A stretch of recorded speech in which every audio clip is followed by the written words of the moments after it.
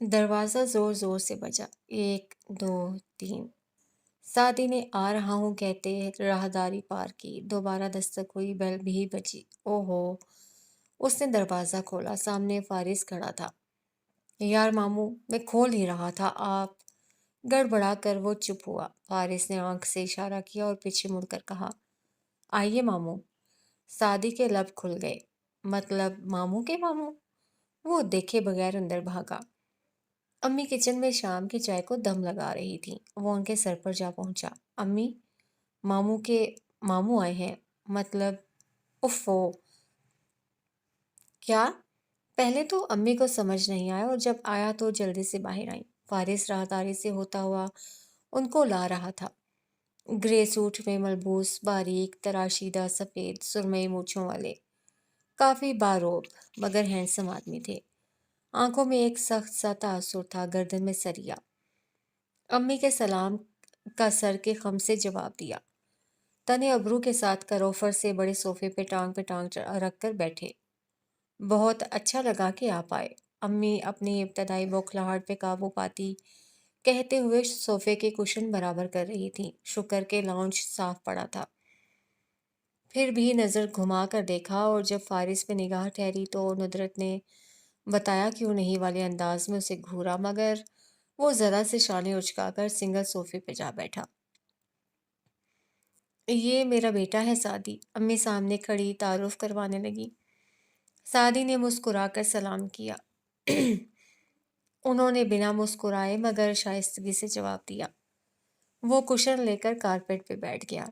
Lounge کے کونے میں کمپیوٹر ٹیبل پہ بیٹھی حنین مسلسل کی بورڈ پہ کچھ ٹائپ کر رہی تھی۔ ندرت نے بظاہر مسکراتے ہوئے مگر گھور کر کہا، ہنا سلام کرو۔ تو وہ ذرا سی مڑی اور سلام کیا اور واپس۔ اورنگزیب کاردار نے تو شاید سنا ہی نہیں، پرتکلف سے بیٹھے تھے۔ آپ کو عزت بخشی ہے والا انداز۔ راہداری کا دروازہ پھر بجا، دھیما سا جیسے کسی نے انگلی کی پشت سے نوک کیا ہو۔ سعدی فوراً اٹھا تو کاردار صاحب بولے، میرا بیٹا ہوگا، کال سننے رک گیا تھا۔ سعدی راہداری میں آیا تو وہ ادھر کھلے دروازے میں کھڑا تھا۔ اسے ٹائی اور ویسٹ بھی پہن رکھی تھی، بس کوٹ نہیں تھا۔ ٹائی پن، کف لنکس، جوتے، ہر شے اپنی قیمت آپ بتاتی تھی اور اس سے زیادہ بیش قیمت اس کی مسکراہٹ تھی۔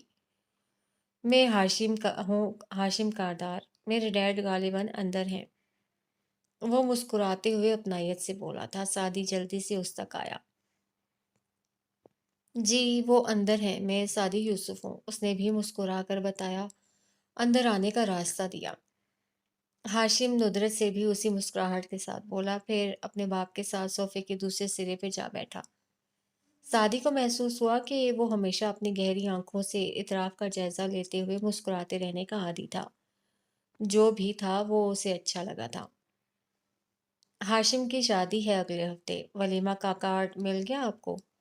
اسی سنجیدگی سے اورنگزیب کاردار نے ندرت کو مخاطب کیا۔ وہ سامنے بالکل سنگل صوفے پہ ٹکی تھی، سر ہلانے لگی۔ جی جی ہم ضرور آئیں گے، حالانکہ اس سے پہلے آنے کا ارادہ نہ تھا۔ ہاشم اور میں آفس سے نکلے تھے تو فارس مل گیا۔ ہاتھ سے ذرا سا اشارہ کیا اس کی طرف جو بے نیاز سا دوسرے سنگل صوفے پہ بیٹھا موبائل پہ کچھ کر رہا تھا۔ تو سوچا اس کے رشتہ داروں کو ذاتی طور پر مدعو کر دیں، باقی آپ کے دوسرے رشتہ دار…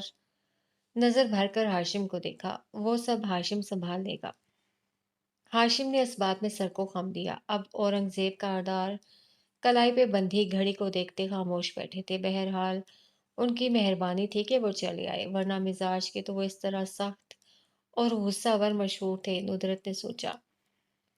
خاموشی کا وقفہ ذرا بڑھا تو ہاشم نے دوستانہ انداز میں کارپیٹ پہ کشن کے سہارے بیٹھے 18 سالہ سعدی کو مخاطب کیا۔ کیا پڑھ رہے ہو تم؟ یونیورسٹی آف لیڈز میں کیمیکل انجینئرنگ کے لیے اپلائی کیا ہے، مگر ابھی اسکالرشپ کا حتمی فیصلہ نہیں آیا۔ تو کتنی امید ہے کہ انجینئر بن جاؤ گے؟ سعدی ذرا جھینپ کر ہنسا۔ میں کچھ کہہ نہیں سکتا۔ پھر بھی گھر میں ایک بچہ ایسا ہوتا ہے جس کے بارے میں ماں باپ کو بچپن سے یہ امید ہوتی ہے کہ وہ سب سنبھال سکتا ہے۔ मुस्कुरा कर बाप को देखा और नुदरत की तरफ मुतवज्जे हुआ। वो जो ज़रूर किसी काबिल बन जाएगा, तो आपके बच्चों में से ऐसा कौन है? फिर सादी को देखा। क्या वो तुम हो? हम तीनों में से भी एक को सबका पता है कि उसने इंजीनियर ज़रूर बनना है, बाकियों का कोई पता नहीं।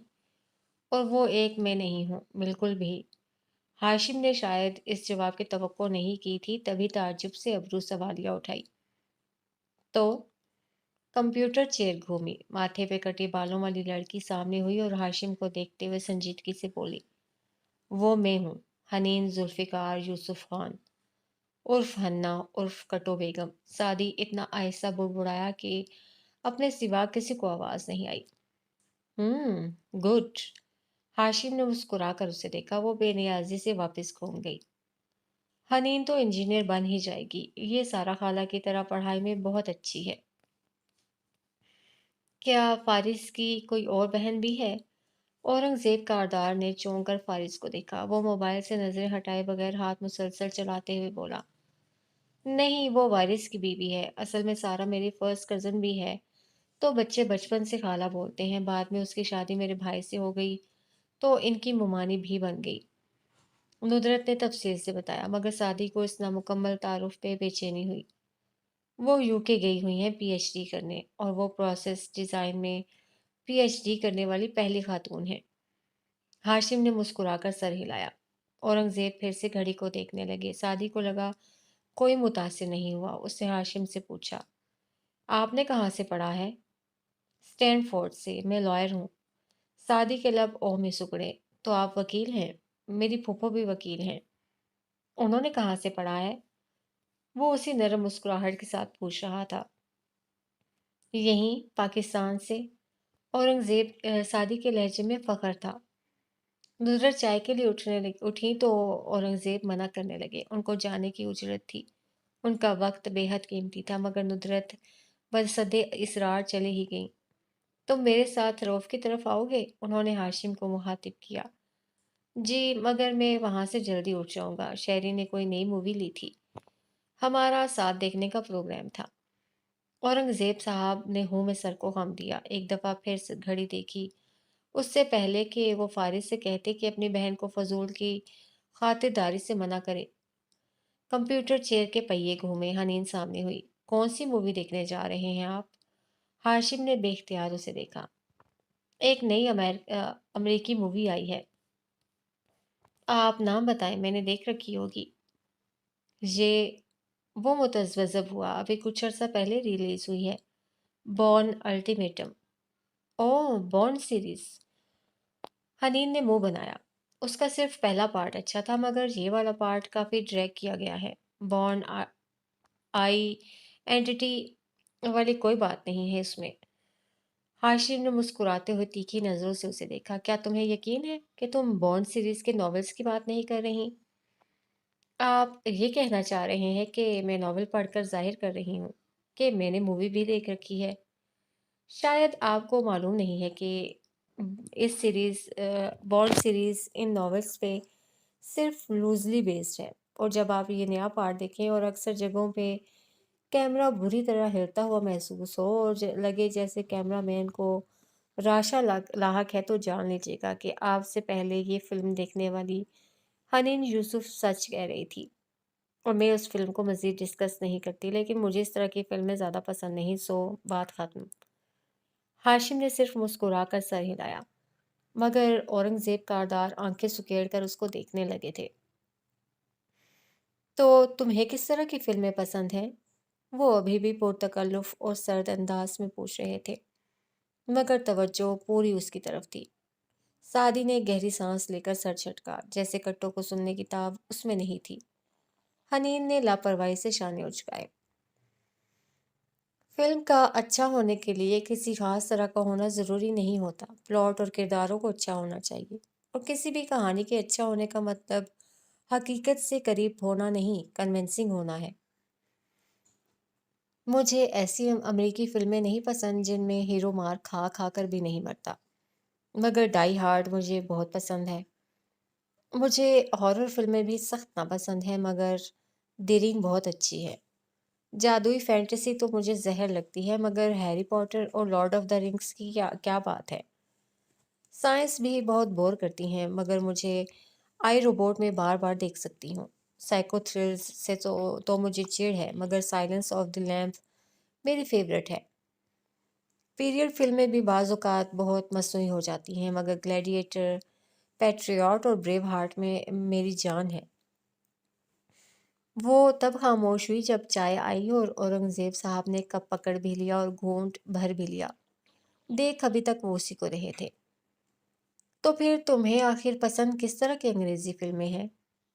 کس نے کہا مجھے انگریزی فلمیں پسند ہیں؟ ہالی ووڈ کی ہر فلم اب ایک جیسی لگنے لگی ہے۔ میں تو ایرانی، کورین، چائنیز، تائیوانی اور ہسپانوی فلمیں دیکھتی ہوں زیادہ شوق سے۔ اور ہسپانوی بھی وہ جو اسپین کی نہیں، بلکہ کولمبیا کی ہسپانوی زبان میں بنی فلمیں ہوں۔ ہاشم نے باپ کو دیکھ کر مسکراتے ہوئے پوچھا، اور ایک لائق اسٹوڈنٹ کو فلمیں دیکھنے کا فارغ وقت کیسے مل جاتا ہے؟ کس نے کہا کہ میں اپنا فارغ وقت صرف موویز پہ لگاتی ہوں؟ مجھے تو کمپیوٹر گیمز زیادہ پسند ہیں۔ میں نے اب تک کال آف ڈیوٹی میں پتہ ہے کتنے۔ حنین، اگر تم ابھی کے ابھی خاموش ہو کر ہمیں شکریہ کا موقع دو تو میں وعدہ کرتا ہوں کل تمہارے لیے 6 عدد سیخ کباب لاؤں گا۔ سعدی نے بس ہاتھ نہیں جوڑے، لہجہ ورنہ ایسا ہی تھا۔ حنین نے سنجیدگی سے ذرا مڑ کر اسے دیکھا۔ 6 نہیں 12، اور ساتھ میں میونیز والی سوس بھی، اور واپس گھوم گئی۔ ہاں ہاں ٹھیک ہے۔ سعدی نے جھلا کر گویا جان چھڑائی۔ اورنگزیب صاحب آدھی چائے پی چکے تھے۔ باکس آفس ختم ہوا تو باقی چائے کی امید بھی دم توڑ گئی۔ وہ اٹھ گئے۔ فنکشن میں آنا اور اس بچی کو بھی ساتھ لانا۔ دروازے تک جاتے انہوں نے ندرت سے بس اتنا کہا۔ سعدی اور وہ انہیں چھوڑنے باہر تک آئے۔ فارس وہیں بیٹھا تھا۔ جب تک تمہارا اسکالرشپ فائنل نہیں ہوتا تم میرے گھر آ جایا کرو، میری اسٹڈی تمہیں ضرور متاثر کرے گی اور تم وہاں بیٹھ کر کچھ پڑھ بھی سکو گے۔ ہاشم نے کار کے ساتھ کھڑے سعدی کو جب یہ بات کہی تو اس نے اسے ازراہ مروت کی جانے والی پیشکش سمجھا۔ آخری خدا حافظ سے پہلے جب ہاشم نے یہ دہرایا تو سعدی نے بھی مسکرا کر آنے کا وعدہ کر لیا۔ گو کہ اسے بالکل بھی نہیں لگتا تھا کہ وہ کاردارز کے گھر جائے گا، اسے غلط لگتا تھا۔ زمر فون کان سے لگائے لاؤنج میں بے چینی سے ٹہل رہی تھی۔ اس کی آنکھوں میں شدید اضطراب رقم تھا۔ دوسری جانب گھنٹی جا رہی تھی۔ دفتن وہ رکی۔ جی میں زمر بات کر رہی ہوں۔ جی بالکل، میں نے طلبہ کی فہرست معلوم کرنے کے لیے کال کی تھی جو اسکالرشپ کے لیے نامزد ہوئے ہیں۔ ایک گھنگریالی لٹ انگلی پہ لپیٹتی بظاہر نارمل انداز میں کہہ رہی تھی، آپ مجھے وہ 5 نام پڑھ کر سنا سکتے ہیں؟ جی جی۔ ہم۔ وہ لب آپس میں پیوست کیے ٹہلتی ہوئی سنتی گئی۔ چہرے پہ تناؤ بڑھتا گیا۔ 1 2 5، کیا یہی تمام نام ہیں؟ Are you sure? آہستہ آہستہ آنکھوں میں امید کی جوت بجھتی گئی۔ اوکے، مگر کیا آپ کاؤنٹر چیک کر سکتے ہیں؟ اس فہرست میں واقعی کسی سعدی یوسف کا نام نہیں ہے؟ ایک آخری امید، وہ جس پہ سب کی دنیا قائم ہے، مگر جواب سن کر ساری دنیا ڈوبتی گئی۔ اوکے، اسے اپنی آواز بدہم سے سنائی دی۔ آہستہ سے فون رکھا اور صوفے پہ بیٹھ گئی۔ کمرے سے فرحانہ کے دروازہ کھولنے کی آواز آئی۔ لحاف کا بنڈل بنا کر اٹھائے وہ اسٹور روم کی طرف جا رہی تھی۔ اسے زرد شل سا بیٹھے دیکھ کر رکین، کیا ہوا؟ وہ چونکی، پھر پھیکا سا مسکرائے، کچھ نہیں ہوا۔ اور یہی تو صدمہ تھا کہ کچھ نہیں ہوا۔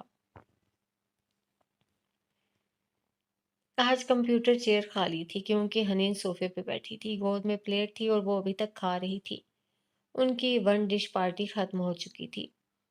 زمر بڑے صوفے پہ بیٹھی ٹیشو سے نفاست سے لب تھپتھپا رہی تھی۔ سعدی امی کے ساتھ برتن اٹھوا رہا تھا۔ سیم باقی ماندہ پیپسی پی رہا تھا۔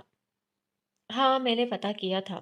ٹیشو سے ہاتھ صاف کرتے ہوئے زمر نے سعدی کے سوال کا جواب دیا اور پھر اس کی طرف دیکھ کر سکون سے بولی، ناموں کا اعلان ابھی نہیں ہوا، شاید 2 3 دن مزید لگیں۔ اوہ، سعدی کا جوش، امید، خوف سب ٹھنڈا ہوا۔ وہ آخری پلیٹ ندرت کے ہاتھ میں پکڑی ٹرے میں رکھ کر زمر کے ساتھ صوفے پر آ بیٹھا۔ घुटनों पे कोहनियाँ रखे आगे को झुककर बैठे वो मायूस लग रहा था। सादी, तुम्हें उस स्कॉलरशिप मिल जाएगा। बाज़ लोग मेरिट पे स्कॉलरशिप नहीं बाँटते, बल्कि नाइंसाफ़ी कर जाते हैं। इसके बावजूद तुम्हारे साथ नाइंसाफ़ी नहीं होगी। उसने सादी के कंधे को थपका। वो हूँ कहकर मुस्कुरा दिया, मगर वो बददिल ज़्यादा था। तभी जब घंटी बजी तो उससे कहा, "सेम, मोटे आलू, जाओ जाकर दरवाज़ा खोलो। कभी कोई काम भी कर लिया करो।" सेम ने फ़ौरन तामील की। जब वो वापस आया तो उसके पीछे फ़ारिस था। चौखट पे वो ज़रा देर को झिझका। ज़ुमर भी उसे देखकर ज़रा सीधी हुई। सॉरी, मैं गलत वक्त पे आ गया। वो जो चीज़ें कही थी आपा से वही लेने आया था। और वो बिल्कुल भी नादिम नज़र नहीं आ रहा था। इट्स ओके मामू आए, हम बस पार्टी ख़त्म कर चुके थे। सादी उठ खड़ा हुआ। मैं भी बस निकलने वाली थी। और आप ठीक हैं? ज़ुमर अपनी चीज़ें समेटते हुए उसे देखकर ज़रा सा तकल्लुफ़न मुस्कुराई। फ़ारिस ने कदरे ताज्जुब से उसे देखा और मेज़ की हालत को। पार्टी वाक़ई ख़त्म हो चुकी थी। सुबह आपा ने तो कहा था कि ज़ुमर और बच्चों ने शाम को पार्टी करनी है। मैं लेट हो गया या इनके 6 जल्दी बज गए? उसने सोचा, फिर सर झटका। उससे क्या, वो तो अपनी चीज़ें उठाने आया था। हाँ, ठीक है, उसे कल सुबह लेनी थी वो चीज़ें, लेकिन अगर जल्दी आ गया तो क्या हुआ, हाँ? या आई एम फाइन। उसने कंधे उचकाए, फिर किचन की तरफ रुख करके आवाज़ दी, आपा, मेरा बैग दे दें तो मैं जाऊँ। ओह, तुम अभी आ गए, मैं समझी कल आओगे। नुदरत हाथ साफ करती हैरत से उधर आई। अच्छा बैठो, मैं लाती हूँ। जुमर ने अपनी चीजें समेट समेट ली थीं, सिर्फ कार की चाबियां हाथ में पकड़ रखी थीं। अब उसे उठना था, मगर हनीन सामने बैठी बहुत ही दिलजमई से पिंजर से बोटी अलग करती खा रही थी। जुमर ने उसे देखा तो वो इधर ही देख रही थी। घर का सबसे पुरएतमाद बच्चा फुप्पो के देखने पर शर्मा जाता था। मुस्कुरा कर खाने लगी। जुमर भी मुस्कुरा दी और फारिस को देखा जो अभी तक खड़ा था। सादी ने सिंगल सोफे की तरफ इशारा किया। बैठ जाए, ये काटता नहीं है। मगर वो नजरअंदाज करके आपा की तरफ बढ़ गया जो अंदर से उसका बैग ला रही थी। क्या बस यही भिजवाया है सलीम अंकल ने? उसने बैग को हाथों में लेकर टिटोला जैसे वजन चेक किया। हाँ, एक दफा देखकर तसल्ली कर लो, सब कुछ पूरा है। वो बैठ गया। बैग की जिप खोली। जुमर भी बेइख्तियार दिखने लगी। बाकी सबको शायद पता था कि अंदर क्या है। फारिस ने हाथ डालकर बंदूक निकाली। लंबी नाली वाली एंटीक गन। उलट पुलट कर देखा, फिर अंदर मौजूद गोलियां चेक की। सब पूरा था। ये हमारे अब्बू के एक दोस्त थे। उनको शिकार का बहुत शौक है। फारिस को उनकी कोई गन अच्छी लगी तो उन्होंने इसके लिए भिजवा दी। मगर इसको जिद थी कि ये खरीदेगा, तोहफा नहीं लेगा। यूं करते करते उनको बाहर जाना पड़ गया तो पेमेंट मिलने के बाद मेरी तरफ ड्रॉप करवा दी। नुदरत ने जुमर को देखते हुए वजाहत दी। फारिस ने जिप बंद करके सर उठाया तो वो उसी को देख रही थी। आपको गन्स पसंद है? ताज्जुब से उसने अबरू उठाई। फारिस ने 2-3 सेकंड उसकी आंखों में देखा, फिर अबरू उचका कर बोला, बहुत ज्यादा। क्योंकि गन्स इंसानों को नहीं मारती, इंसान इंसानों को मारते हैं। मेरा ये मतलब नहीं था। और आपकी पढ़ाई ठीक जा रही है? उसने बात बदली। सोफे के किनारे टिकी। वो बस जाने की तैयारी में थी। मगर उसे देखते हुए फारिस ठहरा। आपने जो पिछले हफ्ते हैंड आउट फोटो कॉपी करवा कर क्लास में दिया था वो मुझे नहीं मिला। ओह, मगर वो तो आपके आने के बाद दिया गया था। शायद अभी मेरी कोई अहमियत नहीं है वहाँ। उसने शाने उचका दिए। जुमर फिक्रमंद हुई। फिर तो आपको वो तीनों टॉपिक्स समझ में नहीं आए होंगे। सब ऊपर से गुजर गया। हाथ से सर के ऊपर इशारा किया। अगर आपके पास वक्त हो तो। जी बिल्कुल, मैं कल नहीं परसों। ठोड़ी पे उंगली रखे उससे सोचा। हाँ, परसों आप मेरे पास आइएगा क्लास से पहले। मैं तब तक आपके लिए वो नोट्स दोबारा कॉपी करवा दूंगी। Sure, thanks. उसने बस इतना कहा। हनीन अब हाथ धोने किचन में जा चुकी थी। जुमर जाने के लिए उठ गई, मगर उठने से पहले उसने चाबियां कुशन के पीछे रखी और उनको देखे बिना खड़ी हुई। फारिस ने बैग कंधे पर डालते हुए की नखियों से ये देखा था। उसे छोड़ने बाहर गया। हनीन वापस आई तो वो जा चुकी थी। वो एकदम खिड़की के पास जाकर खड़ी हो गई और पर्दा हटाकर बाहर देखने लगी। फारिस पुतलियां सुकेड़ कर अब बगौर हनीन को देख रहा था। दफतन वो चहकी। चेहरे पे सारे जमाने की खुशी दर आई। फुफ्फो फिर भूल गई और जल्दी से सोफे तक आई। ऊपर नीचे हाथ मारा, कुशन परे किया। ये रहा चाबियों का गुच्छा। उसने फातिहाना अंदाज में वो उठाया और राहदारी की तरफ लपकी। फारिस को यहाँ तक आवाजें आ रही थी। जुमर और सादी वापस आए थे। फुफ्फो चाबी भूल गई, सादी ने पुकारा। हनीन उनको चाबी दे रही थी। जुमर कुछ कह रही थी, हर दफा का मामूल। सादी हर दफा हैरान होता, फिर कभी हंस देता। अब भी हंस दिया। वो चली गई और घर खामोश हो गया। हालांकि वो तो इतना बोलती भी नहीं थी। खामोशी साथ लाती थी, खामोशी छोड़ जाती थी। हनीन वापस आई तो उसका चेहरा गुलनार हो रहा था। बड़ी फुर्सत से उसने प्लेट उठाई और किचन में चली गई। कुछ देर बाद जब फारिस उनको खुदा हाफिज कहकर बाहर निकला तो गाड़ी में बैठते ही बैग पिछली सीट पे फेंका। डैशबोर्ड का खाना खोला, इधर उधर चीजें पलटी, फिर वो मिल गया। फोटोकॉपी शुदा नोट्स वो उसे उठाए बाहर निकला। सड़क किनारे एक कूड़े के बड़े से डिब्बे के ऊपर खड़े होकर दोनों हाथों में उसे पकड़ते उसके चार टुकड़े किए और अंदर फेंक दिया। फिर दूर आसमान को देखते हुए गहरी सांस ली। अब मुंह से निकल जाए कुछ तो बंदा क्या करे। शाने उचकाकर वो वापस हो लिया। कारदार्स का कसर अपनी पूरी आबोताब से उसे उस सब्जाजार पे खड़ा था। लॉन में बावर्दी मुलाजमों की आमदोरफ्त जारी थी। सारे बकिया मांदा काम जल्दी जल्दी निपटाए जा रहे थे। शादी में दिन न होने के बराबर रह गए थे। सादी यूसुफ ने मेन डोर के सामने खड़े होकर चंद गहरे गहरे सांस लिए। एक आदमी मुरवत में पेशकश करे और मैं फौरन से पहुंच जाऊं, क्या ये अच्छा लगता है? अभी जब वो फारिस से मिला था तो उसने पूछा था, अच्छा लगता हो या बुरा, मैं निकल रहा हूँ। अब तुम इधर बैठकर टीवी देखो, दीवारें से बातें बातें करो या हाशिम से मिलाओ, तुम्हारी मर्जी। वो चाबी और वॉलेट उठाते हुए बोला तो सादी ने तुंदी से उसे देखा। ऐसा सलूक करता है कोई मेहमान के साथ? मेहमान कौन? फारिस ने सर उठाकर वाकई ताज्जुब से पूछा।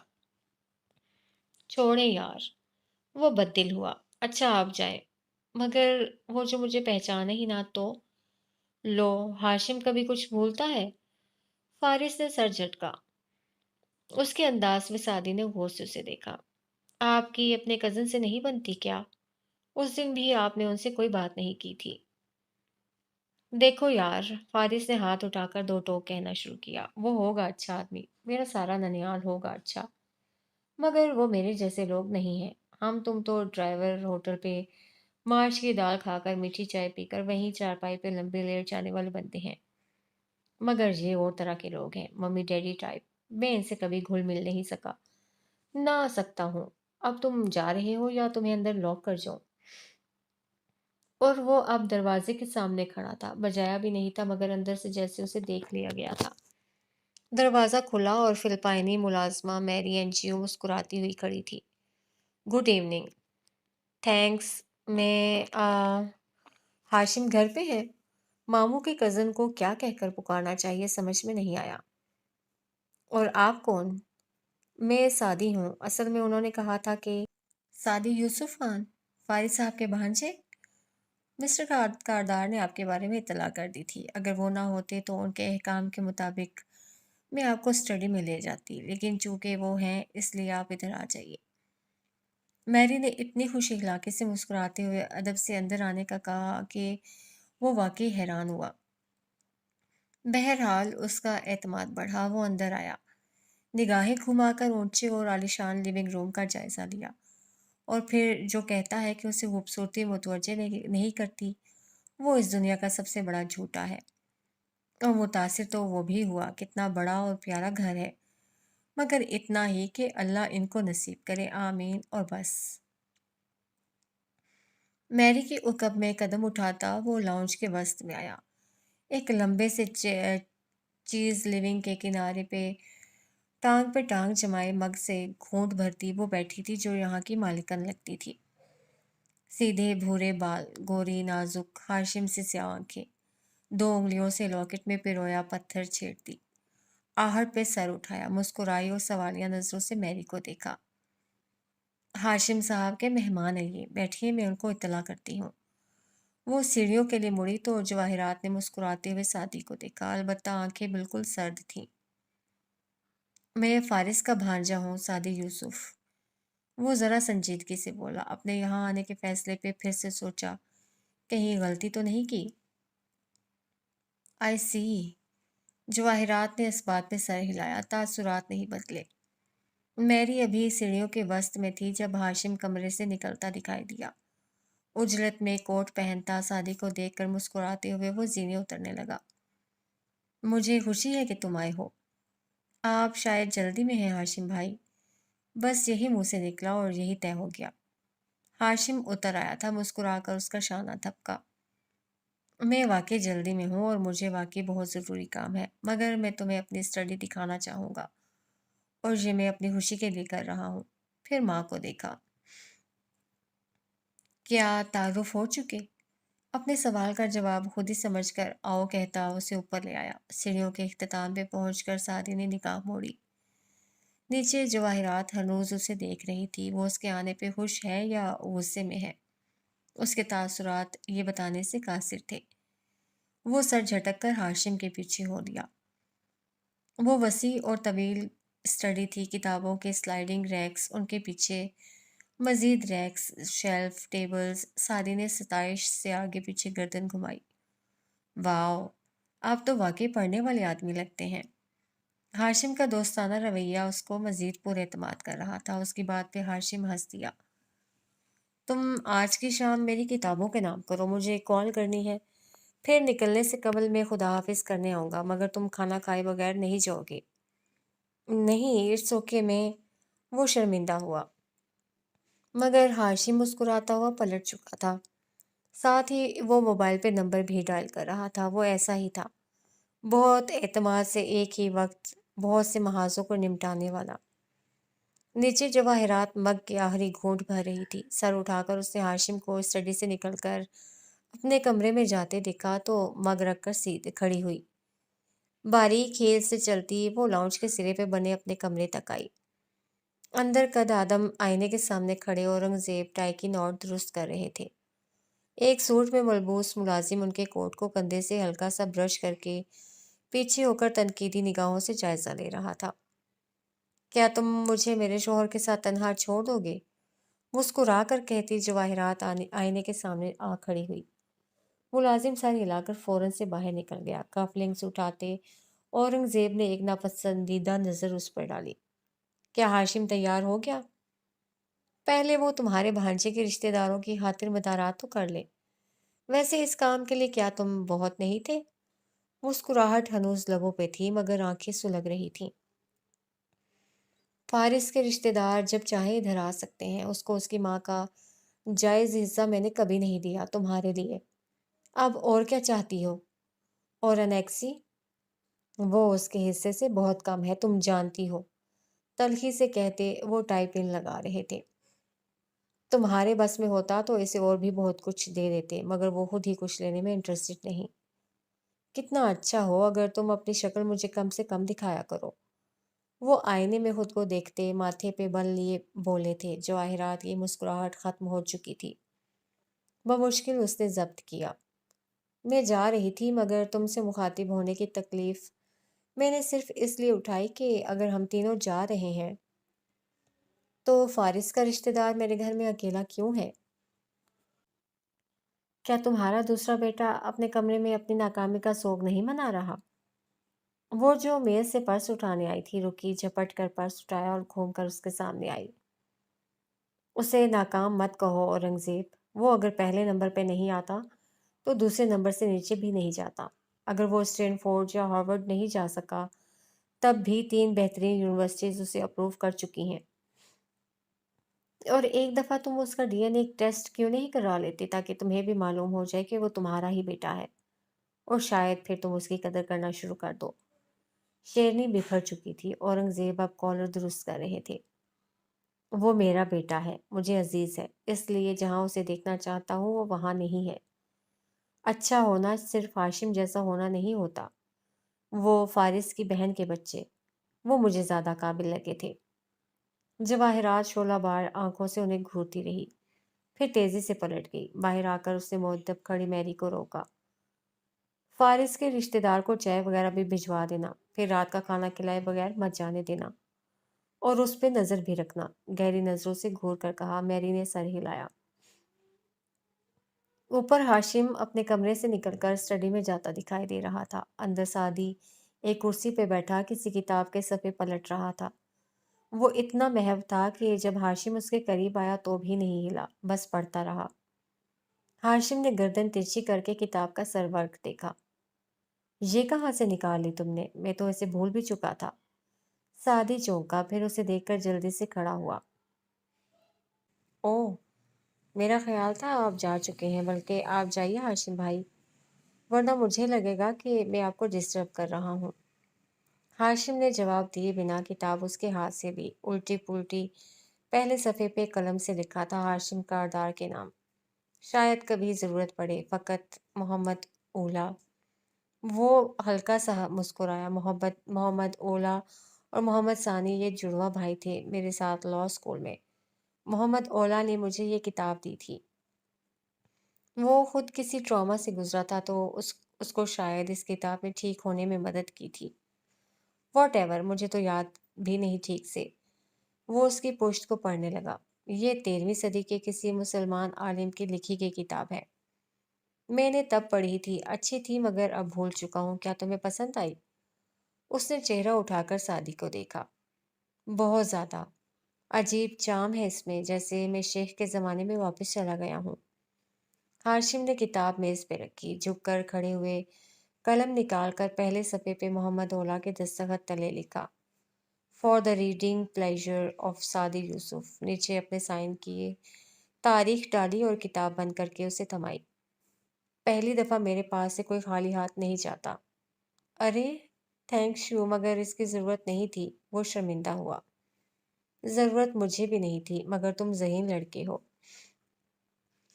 اور میں ذہین لوگوں سے متاثر نہیں ہوتا۔ میں صرف ذہین جمع محنتی لوگوں سے متاثر ہوتا ہوں، اور وہ تم ہو۔ کھانا کھا کر جانا۔ کندھا تھپک کر بالکل کسی بڑے بھائی کی طرح وہ کوٹ کا بٹن بند کرتا مڑ گیا اور تیز تیز باہر نکل گیا۔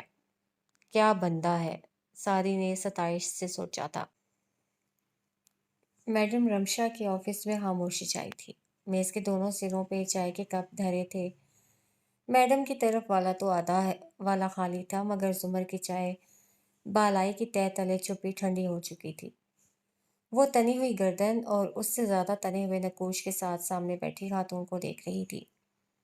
آپ کیا کہنا چاہ رہی ہیں؟ کھل کر کہیں زمر، انہوں نے بہت سکون سے کہا۔ زمر نے سر کو اسپات میں جنبش دی۔ میں کھل کر بات کرنے ہی آئی تھی، کیونکہ مجھے لگتا ہے مسز رمشا بلگرامی کہ آپ نے میرٹ پہ اسکالرشپ دینے کی بجائے ان امیدواروں کو دیے ہیں جن کے تعلیمی اداروں یا خود انہوں نے آپ کو اس کام کے لیے کمیشن دیا ہے، اور مجھے ایسے مت دیکھیں، کیونکہ مجھے یقین ہے کہ ایسا ہی ہوا ہے، اور میں زمر یوسف ہوں۔ اس لیے میں کروں گی یہ کہ آپ کے ادارے کے خلاف ایک چارج شیٹ تیار کروں گی اور پچھلے 10 سال کے ریجیکٹ ہوئے امیدواروں کو تلاش کر کے سامنے لاؤں گی، جن کا حق بالکل ساتھی کی طرح مارا گیا تھا، اور میں ان کا موازنہ ان بچوں سے کروں گی جن کو آپ نے اسکالرشپ دیے ہیں۔ اور نہ صرف یہ موازنہ میڈیا پہ آئے گا، بلکہ آپ کے اثاثوں اور بینک بیلنس کی تمام تفصیل سمیت میں کورٹ میں جاؤں گی، جس کے نتیجے میں آپ کو اپنی جاب چھوڑنی پڑے گی۔ آپ کا گھر، بچے سب متاثر ہوں گے، اس لیے آپ ہر اس بچے کا نام لسٹ سے خارج کریں جس کو ناجائز اسکالرشپ دیا گیا ہے۔ وہ خاموش ہو کر پیچھے ہوئی تو میڈم رمشا نے سر ہلایا، تحمل سے، جیسے ایک گہری سانس خارج کی، اور اسے اطمینان سے اسے دیکھا۔ آپ نے کہہ لیا زمر؟ اور اب میں آپ کے کہنے کی منتظر ہوں۔ اس کا لہجہ بے لچک تھا۔ میڈم رمشا جھکی، دراز سے ایک فائل نکالی، سیدھی ہو کر اس کے آگے رکھی اور بولی۔ اس کے پہلے صفحے پہ سعدی کا اکیڈیمک ریکارڈ اور تمام کوائف ہیں، اور اگلے صفحوں پہ ان 5 بچوں کے۔ اسے ایک نظر دیکھ لیجئے۔ اس کے بعد آپ جس کا نام کہیں گی میں نکال کر سعدی کا ڈال دوں گی۔ زمر نے تندی سے ان کو دیکھتے فائل اٹھائی، کھولی اور پہلا صفحہ سامنے کیا۔ سعدی کے کوائف پڑھتے گردن مزید اونچی ہوئی، آنکھوں میں فخر در آیا۔ ابرو اٹھاकर ان کو جتاتی نظروں سے دیکھا اور پھر نگاہیں جھکا کر صفحہ پلٹا۔ تنے ہوئے تاثرات کے ساتھ وہ پڑھتی گئی، صفحے الٹتی گئی، آہستہ آہستہ نقوش ڈھیلے ہوئے، کندھے ذرا ڈھل کے۔ بھویں خفگی مگر پسپائی سے پھینچی۔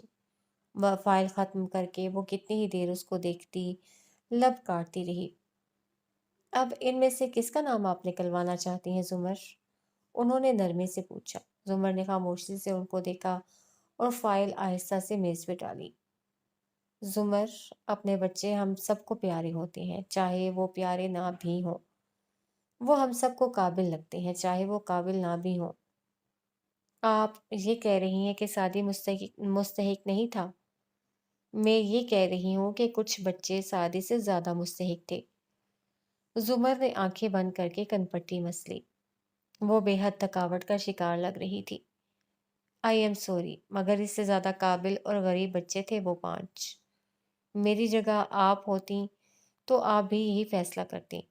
زمر نے بند آنکھوں کے ساتھ اثبات میں سر ہلایا۔ ابھی کچھ دیر وہ آنکھیں نہیں کھولنا چاہتی تھی، خواب ٹوٹ چکا تھا۔ نیند کھل چکی تھی مگر وہ کچھ دیر اور اسی خواب میں رہنا چاہتی تھی۔ کیا اس نے کسی اور اسکالرشپ پروگرام میں اپلائی نہیں کیا؟ زمر نے آنکھیں کھولیں۔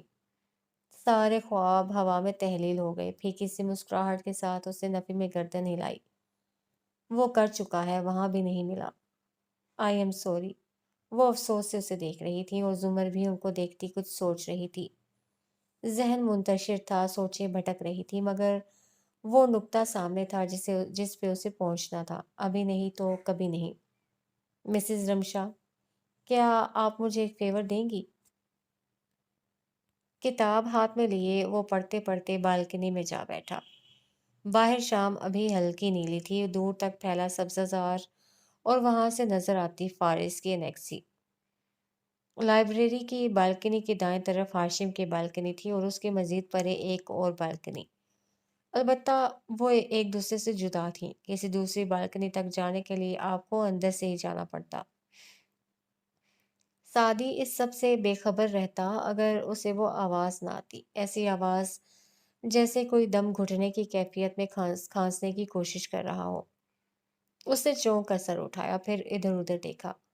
ہاشم کی بالکنی سے پرے ایک دوسری بالکنی کے کمرے کے کھلتے دروازے میں وہ بیٹھا تھا، گھٹنوں میں تقریباً سر نہواڑے کھانستا، کرنے کی کوشش کرتا۔ وہ کم عمر نوجوان لگتا تھا۔ نہ وہ کمرے کے اندر تھا نہ باہر، نہ ہوش میں نہ بے ہوش، درمیان میں تھا کہیں۔ کتاب پھینک کر وہ اندر بھاگا، لائبریری سے نکل کر ریلنگ کے اوپر آیا، بدحواسی سے ادھر ادھر دیکھا، پھر نیچے جواہرات کے صوفے پہ اسی کے انداز میں میری بیٹھی مگ سے کافی پی رہی تھی، باقی سب سنسان پڑا تھا۔ سنو، اوپر آؤ جلدی، اس نے پکارا۔ میری گڑبڑا کر اٹھی، پھر سنبھل کر سیڑھیوں تک آئی۔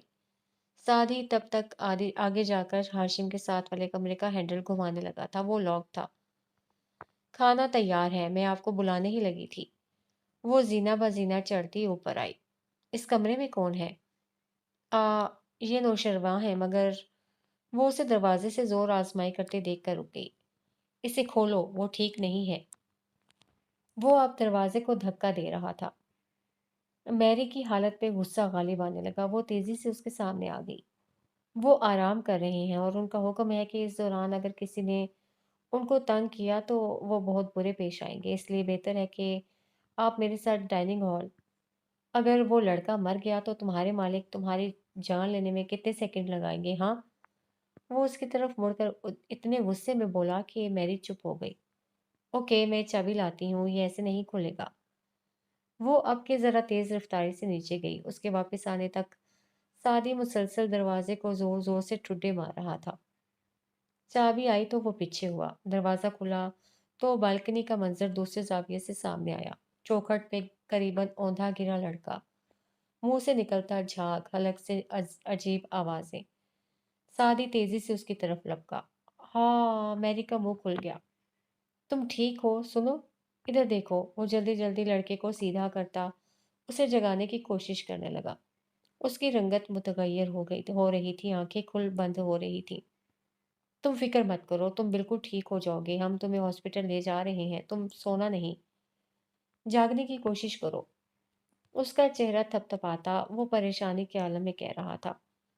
नौशरवान ने खुली आंखों से धुंधला सा मंजर देखा। उसमें झुका छोटे घुंघराले बाल, परेशान आवाज, उसका जहन तारीकी में डूबता गया। गाड़ी तैयार करवाओ और मुलाजिमों को इधर भेजो, उसे उठाना है। देख क्या रही हो, जल्दी करो। वो मैरी को हक्का बक्का खड़े देखकर चीखा था। मैं मिसेस कारदार, उनको बाद में इत्तला करना, पहले गाड़ी निकलवाओ, जाओ। मैरी सिटफिटा कर बाहर भागी। ये सब उसके लिए बहुत अचानक और गैर मुतवक्के था। लाउंज में टीवी मध्यम आवाज में चल रहा था। बड़े अब्बा ऐनक लगाए सोफे पे बैठे अखबार पढ़ रहे थे। जुमर ने चाय के 2 कप मेज पे रखे और खुद सामने जा बैठी। इलायची और दालचीनी की महक। उन्होंने ऐनक के ऊपर से निगाह उठाकर कपों को देखा और फिर उसे। महीने का आखिर चल रहा है और तुम खुद कमाती हो, इसलिए 2-3 हज़ार से ऊपर मांगने का सोचना भी मत। दोबारा से पढ़ते पढ़ते उसे वार्निंग दी। मैं कुछ और मांगने आई हूँ। अपना कप लेकर उसे टेक लगाई। फिर घूंट भरते हुए बड़े अब्बा को देखने लगी।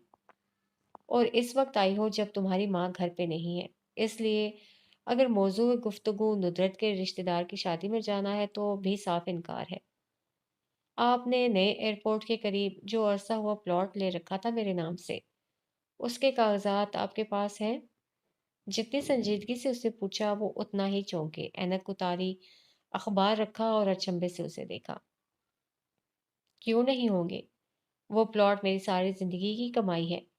तुम्हारे और जुल्फी के नाम जो थोड़ा बहुत जोड़ा था, उसमें से जुल्फी ने अपना हिस्सा नौकरी के दौरान ही ले लिया था। कारोबार में भी लगाया था उसने, मगर कारोबार में तो पेशानी के लिखा चलता है। उसका पैसा कम हुआ, बढ़ा नहीं। तुम्हारे हिस्से से ये प्लॉट मैंने उन वक्तों में खरीदा था और अब वो अच्छा खासा महंगा हो चुका है। उसको बेचकर मैं तुम्हारी शादी करूंगा और बहुत धूमधाम से करूंगा। मगर फिलहाल तो मेरी शादी का कोई सिलसिला नहीं चल रहा। मगर जल्द चलेगा। कुछ तुम्हारी पढ़ाई, कुछ उस कम उम्री में टूटी मंगनी के बायस हम ज़्यादा ही प्रोटेक्टिव हो गए थे, वरना तुम्हारी शादी में कर भी चुका होता। अब भी रिश्ते देख रहा हूँ, मगर जुमर तुम बेवजह ऐसे जिक्र नहीं छेड़ा करती। तो सवालिया अबरू उठाई। जुमर चंद लम्हे बिल्कुल खामोशी से उनको देखती रही। खामोशी दुनिया का सबसे बड़ा इकरार, सबसे बड़ी सजा। अब्बा, सादी को स्कॉलरशिप नहीं मिला। वो बिल्कुल चुप हो गई। आंखों में रंजो मलाल उभरा। इन्ना लिल्लाह। मगर शायद किसी और जगह से। अब वक्त नहीं है, वो नहीं पढ़ने जा सकता माँ सिवाय इसके। वो रुकी, एक वक्फा दिया, मगर अब्बा की आंखों से निगाह नहीं हटाई। कि हम उसकी फीस भर दें, मगर हम इतनी महंगी यूनिवर्सिटी अफोर्ड नहीं। अल्फाज लबों में टूट गए। वो एकदम शॉक्ड से उसको देखने लगे। 1 मिनट, तुम कह रही हो कि? मैं बिल्कुल यही कह रही हूँ, हम वो प्लॉट बेच देते हैं। हरगिज नहीं। शौक की जगह गुस्से ने ले ली। वो मेरी सारी जिंदगी की कमाई है। वो तुम्हारा हक है। तुम्हारी शादी, जेवर सब उससे बनेगा। और बकिया रकम तुम्हारा बैंक बैलेंस होगी। वो तुम्हारा फ्यूचर है। शादी हमारा फ्यूचर है। 5 साल की पढ़ाई, हर साल की लाखों रुपए की फीस। नहीं जुमर, मैं ये नहीं कर सकता। यानी आपको शादी से बिल्कुल मोहब्बत नहीं है?